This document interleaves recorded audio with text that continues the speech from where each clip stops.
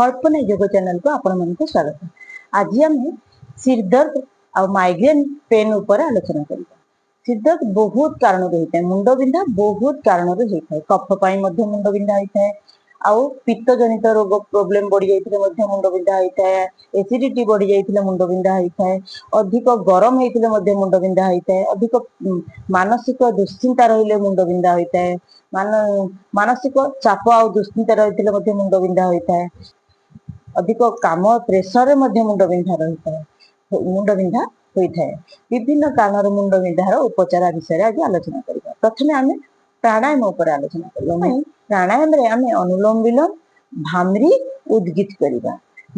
अनुलोम विलोम अधिक करिथिले मुंड बिंधार आराम मिलिथाय। चंद्रविधि प्राणायाम मध्ये मुंड बिंधा पई बहुत लाभ देइथाय। मुंड बिंधा पई बेसी लाभकारी प्राणायाम आपण जेतेबेले अधिक मुंड बिंधिबो, जो भी कारण मुंड बिंधिता ना डाहाण पट नाक को बंद कर देबे, बाम नाकरे निश्वास नेबे छाड़िबे, नेबे छाड़िबे। एही प्रक्रिया रे बारंबार बारंबार 2 मिनिट पर्यंत जदि आपण कंटिन्यू कर देबे ना, ताले मुंड बिंधा शीघ्र भल हो जिवो। देखंतु मु किपरि करूछि।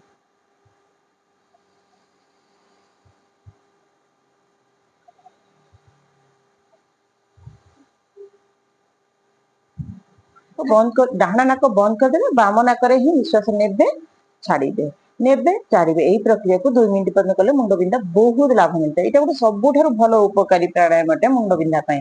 जो भी कारण मुंड बिंधुथिले एही प्राणायाम कर देले बा सोई कि मध्ये आपण एही प्राणायाम की करि परिबे। सीधा सोई जिवे, लंबा है कि बाम नाकरे लंबा निश्वास नेबे छाड़िबे। एही प्रक्रिया को 2 रु 5 मिनिट पर्यंत कले आराम रे निद होई जाइथा और मुंड बिंधा मध्ये कमी जाइथा। शीर्षासन और सर्वांगासन कले मुंड बिंधारु बहुत आराम मिलता है।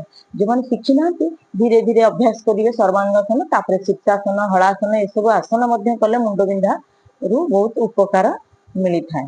हाँ, जदि कफ जनित कारण मुंड बिंधुता है ताले नाकरे तेल पकाइले, बादाम रोगन तेल नाकरे पकाइले बहुत लाभ मिलता है जदि कफ जनित कारण रही है। आउ जदि पित्त जनित कारण मुंड बिंधुता है ताले कुंजन क्रियाटा बेसी काम देता है। आपण खाली पेटे सकाळु 2-3 ग्लास अधिक पानी पी देबे, आउ आंगुली पुरे की बेसिन पाखु पळेबे, आंगुली पुरे की सब पानी को पुणी सांग सांग बाहर कर देबे। तो एही प्रक्रिया रे कले पित्त बाहरी जाई थाए आ मुंड बिंधा कमी जाई थाए। जदि पित्त दोषरु बा एसिडिटी कारणरु मुंड बिंधा होता है, एही प्रक्रिया रे बहुत लाभ देई थाए। जदि आपनकर माइग्रेन पेन होता है मध्य सेही अनुलोम विलोम बा चंद्रविधि प्राणायाम बहुत लाभ देई थाए। हाँ, मुंड बिंधा पई आपण आक्यूप्रेशर एही भली भाबे एही दुई हाड़ को जोर से जेमती प्रेस कले मध्य लाभ देई थाए। आउ बुढ़ा अंगुठी को प्रेस कले मध्य लाभ देई थाए।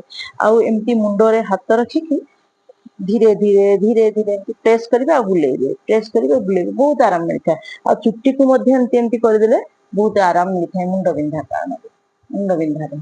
अच्छा, एबे आसंतु जानिबा कोन घरोई उपचार मुंड बिंधा पई करि परिबा। सब बेले मुंड बिंधु थाए ना, ताहले आपण लक्ष्य करिबे को कारण रे आपण को मुंड बिंधु। यदि कफ जनित मुंड बिंधु थाए ताहले बादाम रोगन तेल को प्रत्येक दिन हाफ चमच बा 1 चमच, छोट चामच रे हाफ चमच बा 1 चमच क्षीर रे गुळेई की पीले मुंड बिंधारु आराम मिली थाए। तापरे तुलसी पत्र को भल भाबरे छेची देबे, ता रस को मध्य नाकरे 2 नाक पुडारे 3-4 बुंदा पकाइले मध्य मुंड बिंधारु आराम मिली थाए। मुंड बिंधा पई आयुर्वेदिक रे आमे मेधा बटी खाई परिबा।